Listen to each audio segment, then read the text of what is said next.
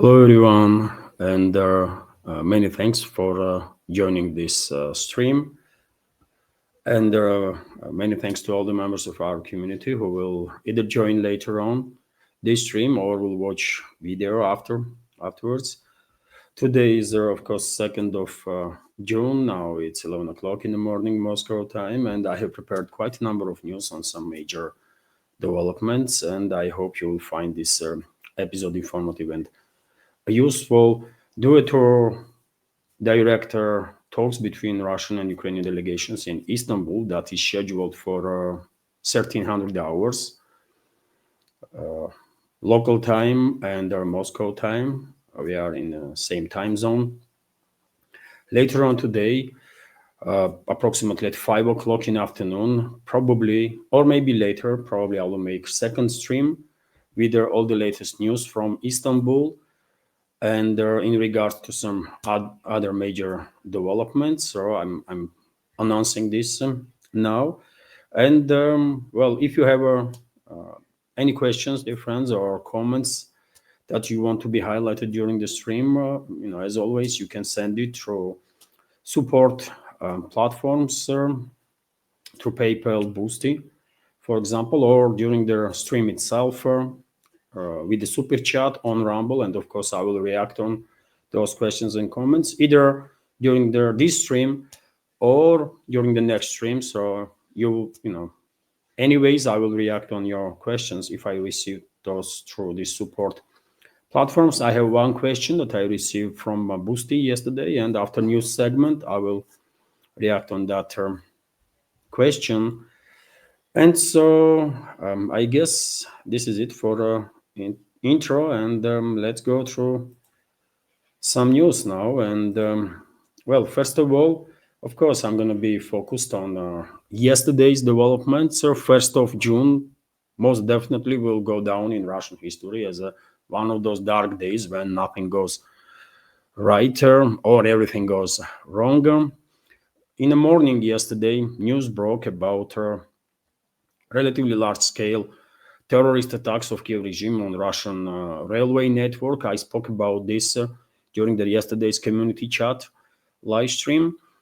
2 trains crashed in Bryansk and the Kursk region, although there was additional reports about more trains being targeted in Mariupol area, for example, in other parts. But what officially is known is that in Bryansk region, Kiev regime, this is not official statement, by the way. I am saying that Kiev regime, this Western-backed terrorist regime, blew up a bridge while civilian passenger plane was moving under. And as a result of this terrorist attack, a bridge collapsed on the train, and 7 people were killed. Up to 100 people were injured, and ones that are in critical condition being airlifted to Moscow, including several months old baby. This was in the Bryansk region, but also a bridge was destroyed in Kursk region, according to reports.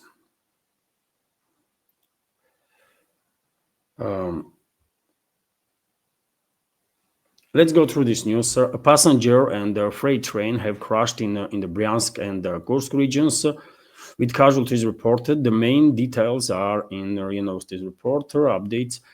So, passenger train number 86 from Klimov to Moscow derailed at 22:44 Moscow time. The incident occurred due to illegal interference in transport operations. Governor of the region, Bogomaz, announced that the bridge was blown up while train involved in emergency was moving under this construction. The emergency occurred after structure of the road bridge collapsed into train as it passed underneath. This is the picture, by the way. As I said, 7 people were killed during this crash. Preliminary data was that 66 people were injured, but later on this number was updated. So this is the terrorist attack. Another train was a freight train, and according to reports, driver of that train was injured as a result of this terrorist attack. And of course, public media attention was focused on this terrorist attacks of Kiev regime. But later on, as you know, Kiev regime, with assistance of NATO member states, conducted a large-scale drone attack on Russian nuclear Triad, on Russian strategical air force. But before that, there was a phone conversation between Rubio, head of State Department of US, and Russian Foreign Minister Lavrov. Rubio expressed condolences to Lavrov in connection with their emergency near the Kursk and Bryansk. During their phone conversation with Russian Foreign Minister Sergei Lavrov, US Secretary of State Marco Rubio expressed condolences over the civilian casualties resulted from the bombing of railway infrastructure in the Bryansk and the Kursk regions. The Russian Foreign Ministry reported what a coward this Rubio is. Of course, he knows that this terrorist attack was conducted with assistance of CIA, right? What a coward this person is, man. But at this moment, when Lavrov and Rubio was expressing opinions, not just about these terrorist attacks, but also about upcoming Istanbul talks, news broke about these large-scale drone strikes on Russian strategical airfields. I spoke about this also during yesterday's live stream, but I think it is important to highlight some more nuances, some more details. The Russian Defense Ministry reported about these attacks and classified these attacks as terrorist attacks. The Ministry of Defense of the Russian Federation reported terrorist attacks by the Ukrainian armed forces on airfields, says headline on RIA Novosti. And we have some key statements of Defense Ministry. Kiev carried out terrorist attacks using FPV drones against airfields in the Murmansk, Irkutsk, Ivanovo, Ryazan, and Amur regions. In the Ivanovo, Ryazan, and Amur regions, all attacks were repelled, which is seems like to be true because due to pure luck, one of their trucks, which was carrying FPV drones, and by the way, these FPV drones were based in trucks, and these trucks then was stationed not far away from airfields. That was the plan of Kiev regime. And then at some point, these drones that was directed, according to some reports from Kiev, but I think London was involved, and maybe it was London that was directing this attack. Most likely that is the case. But anyways, then these drones were, flown out of these trucks and targeting airfields.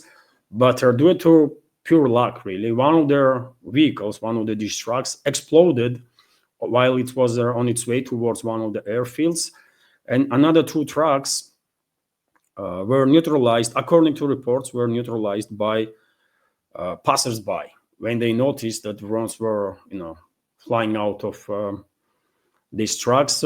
They jumped on these trucks, and with stones and whatever they had in their hands, they smashed these drones, risking their lives, by the way. So basically, they did manage to save their day in some sense.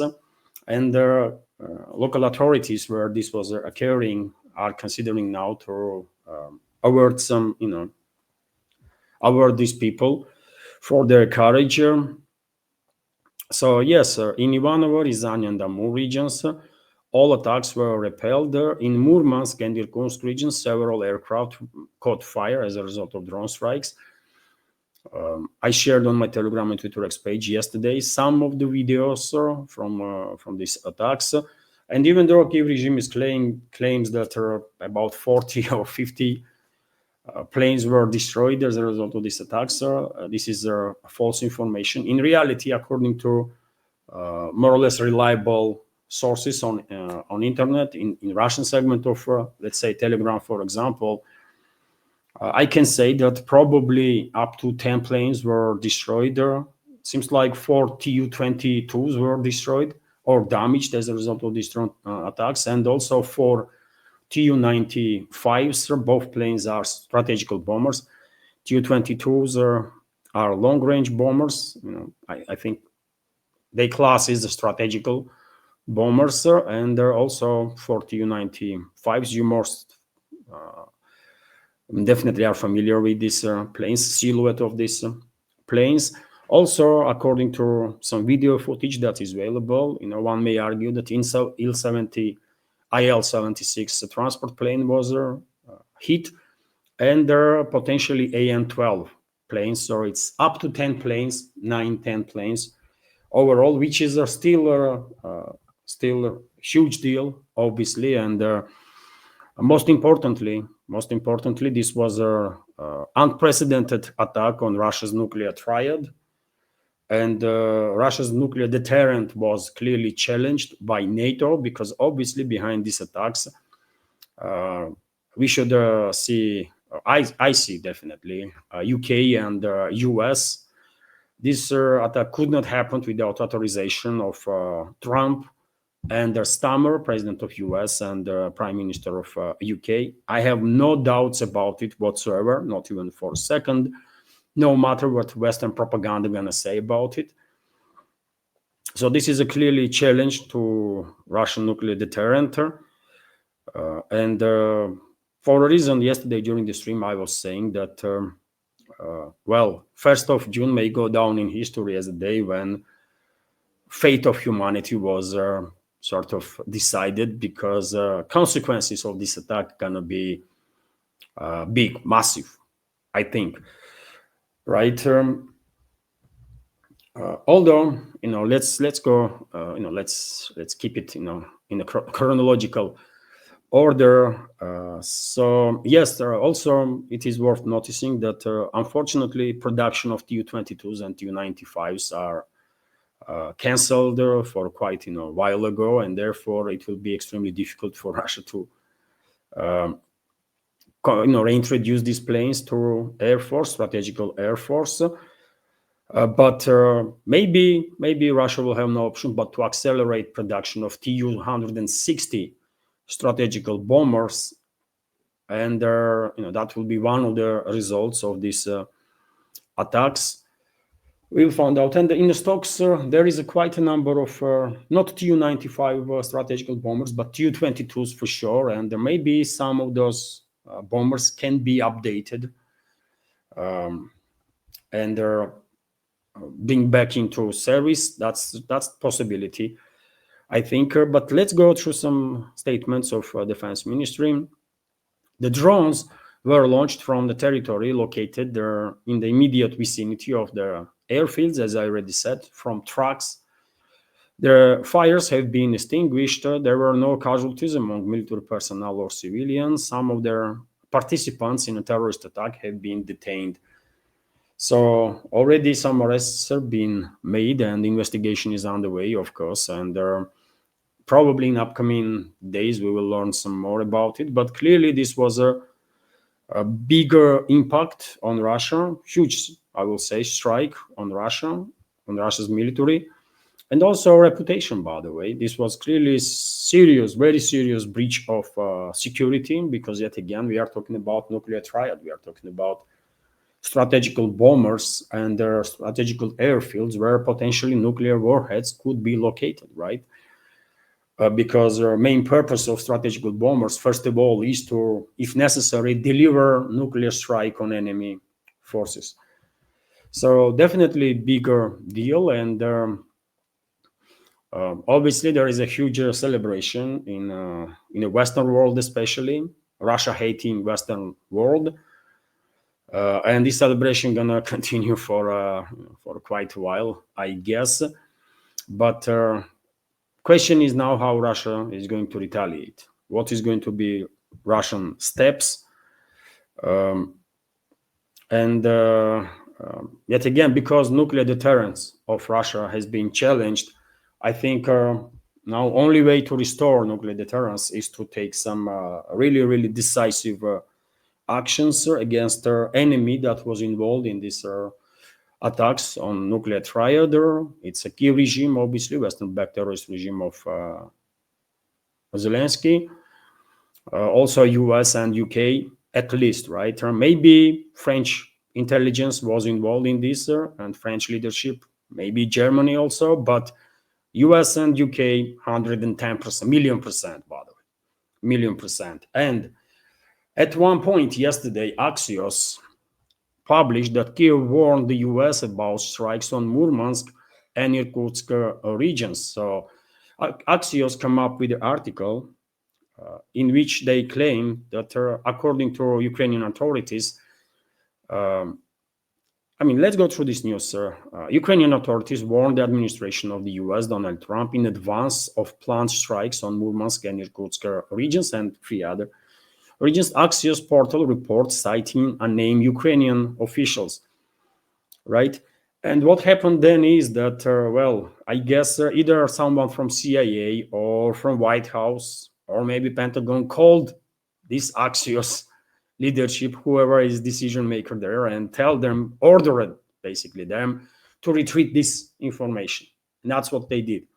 And they put up updated version in which they were no longer claiming that US leadership was informed about these attacks. Of course, they were informed, by the way. CIA was organizing this terrorist attack on Russian nuclear Triad. No doubts about that. CIA and MI6 were involved, million percent, right? Million percent. But for a plausible deniability, Axios was ordered to pull down their initial article. So, as I said, by the way, now only question I have personally is how Moscow will restore nuclear deterrent. That was harmed, big time, right? Questioned big time. And the only way I can see is a decisive action against enemies that were involved in these attacks. It's a Western-backed terrorist regime of Zelensky, US, and UK. Me personally, I don't think Russian president will authorize any military action against military assets of US and UK. I don't think he will do that, although he should, in my personal opinion. But when it comes to Kiev regime, yes, maybe today, tomorrow, day after, there will be some strikes here and there, and that's about it. Hello everyone, I hope you find informative and useful this short clip from main news update, and if so, please click that like button and leave some commentary just about anything. It might help to deal with the algorithm and reach wider audience. And if you like my work in general and want to support to save this media project, you can assist through several ways. You can donate to this project through PayPal platform or Boosty, also with the crypto currencies, or you can subscribe to my Patreon page and page on Boosty, where I have quite a lot of extra content on regular basis. All the links are on this video in description box and in the pinned comment. And of course, many thanks to everyone who already helped and continues to support. Thank you.